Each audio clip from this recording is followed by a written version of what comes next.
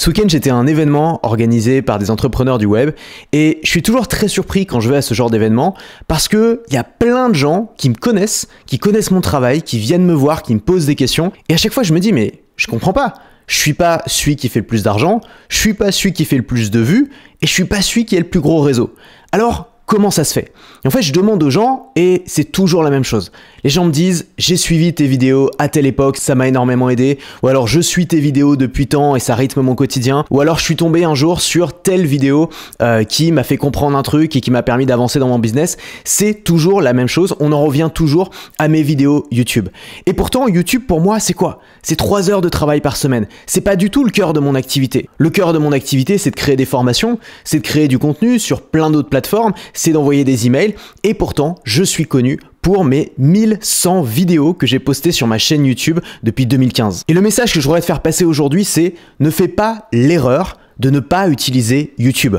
Je sais qu'aujourd'hui, il y a toute une nouvelle génération de créateurs qui est arrivée dans une ère où il y a plein de choix de plateformes. Il y en a qui arrivent de LinkedIn, qui sont fait connaître en postant du texte. Il y en a qui arrivent d'Instagram, qui sont fait connaître en postant des Reels. Il y en a qui arrivent de TikTok ou de Twitter. Et souvent, on a du mal à aller sur YouTube parce que ça nous impressionne. Et elle est là l'erreur fondamentale. C'est de penser que YouTube, c'est une plateforme pour les professionnels de l'image. C'est de penser que YouTube, c'est une plateforme pour les MrBeast, pour les Squeezie ou pour les artistes comme Léo Duff. Gros big up à Léo Duff. La réalité, c'est que YouTube est beaucoup plus vaste que ça et tu n'imagines pas le nombre de niches, de sous-niches amateurs qu'il existe sur YouTube et qui ont permis à des gens qui n'étaient absolument pas connus de percer, de se construire une audience, de créer un lien de confiance avec cette audience et de trouver des milliers de clients grâce à cette plateforme. Si tu tapes comment faire des crêpes sur YouTube, tu vas tomber sur des vidéos de Philippe Etchebest, de Marmiton et de grosses marques, mais la première vidéo qui arrive, c'est celle-là. C'est une vidéo complètement amateur,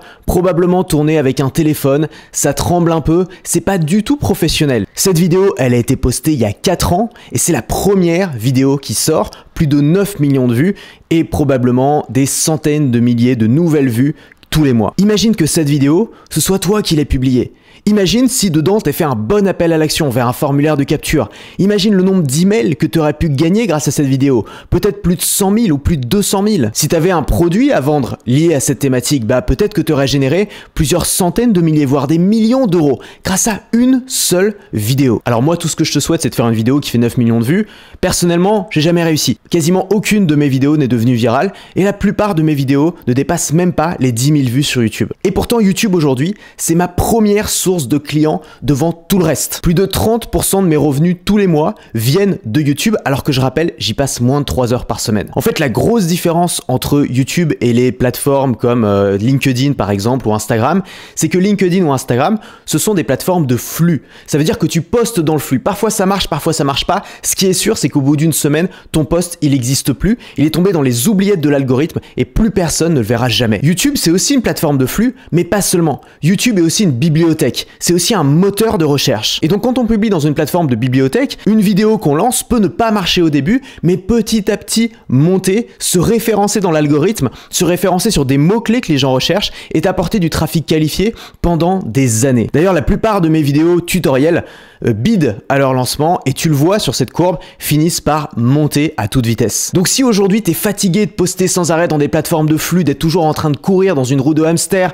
sans avoir l'impression d'avancer, peut-être que YouTube c'est la solution dont tu as besoin. Peut-être que ça va être décevant au début de te dire « Ah bah mince, je fais moins de vues sur YouTube que j'en faisais sur Instagram ou sur LinkedIn. » Mais ce que tu vois pas, c'est que tu es en train de construire ta bibliothèque. Tu es en train de planter des arbres qui vont t'apporter des fruits plus tard, peut-être dans 1 an, peut-être dans 4 ans. Et donc le travail que tu fournis aujourd'hui, c'est en fait la construction du système qui va te permettre de bien vivre de ton activité demain. Alors si tu penses que poster sur YouTube, ça demande énormément de boulot, de soins, d'attention, qu'il faut avoir un monteur vidéo, un plateau, des lumières, des caméras professionnelles, tu te trompes. Ce qu'il faut comprendre, c'est que dans tous les domaines, il y a des tendances, il y a des contre-tendances. Il y a eu une tendance à l'hyper-professionnalisation sur YouTube qui a été insufflée par MrBeast et qui a été copiée dans le monde entier. Et face à cette tendance, il y a toujours des gens qui sont fatigués et qui cherchent la contre-tendance. Et la contre-tendance de ça, c'est ce que moi j'appelle les vidéos moches. Alors le but, c'est pas de faire des vidéos qui sont volontairement moches, évidemment. Le mot vidéo moche, c'est pour attirer ton attention et ça marche. Le but, c'est de créer des vidéos qui sont efficientes. Ça veut dire qu'elles vont te demander peu de temps et d'efforts à produire, mais elles vont apporter beaucoup de valeur à l'audience derrière et potentiellement de gros résultats si notamment tu vends des produits ou des services. Un créateur américain en ce moment qui montre parfaitement cette contre-tendance, c'est Sam Sulek et qui fait les vlogs les plus chiants du monde. Il se lève, il prend son petit-déj, il fait encore nuit, il va à la salle, il parle dans la bagnole, il arrive à la salle, il fait sa séance, ça ressemble à ça.